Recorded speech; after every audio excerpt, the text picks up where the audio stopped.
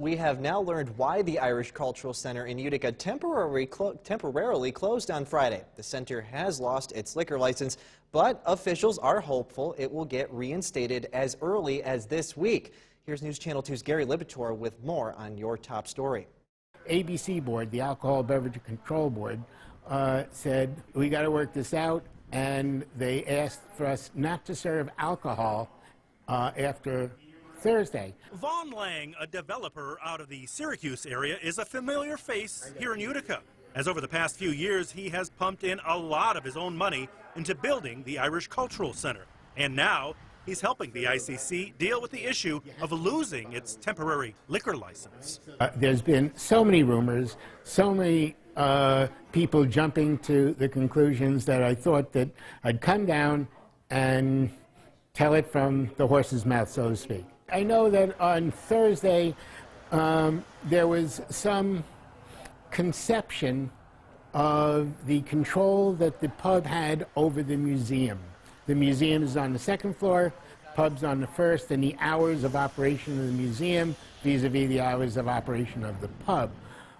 Because the pub is involved with alcohol, all the places have to be under their control. Irish Cultural Center Building Committee President Russell Brooks, Utica's former longtime fire chief, says the issue is during the hours when the museum is open, but the pub is not.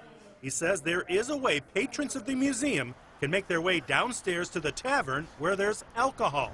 I spoke with Brooks by phone. We will be working diligently to get these things rectified. Yes, it's a learning process for us, and the important thing I'd like to say is that the restaurant part, the tavern part that serves food, is open for both lunch and dinner, and it's our intention to remain open through this process of getting our liquor license reinstated. Brooks says he is hoping to have the issues with access to the alcohol worked out as soon as possible, and is hoping to be talking with the state about reinstating the liquor license as early as Monday. Now back to the rumors that have been circulating since the temporary shutdown notice was put up on Friday. A former employee tells me there are liens on the property by construction crews that helped build the facility who have not yet been paid. And that employee says there are other employees who have had their paychecks bounce. The former employee says one of the contractors that is not getting paid is John Sullivan of Utica, who was credited with the majority of the work to get the building completed. I asked Sullivan to comment on the issue, and he told me, quote, "I am a man of trust in God. I am a gentleman, and I try to walk the path that Christ walks, so I'm going to not comment on anything.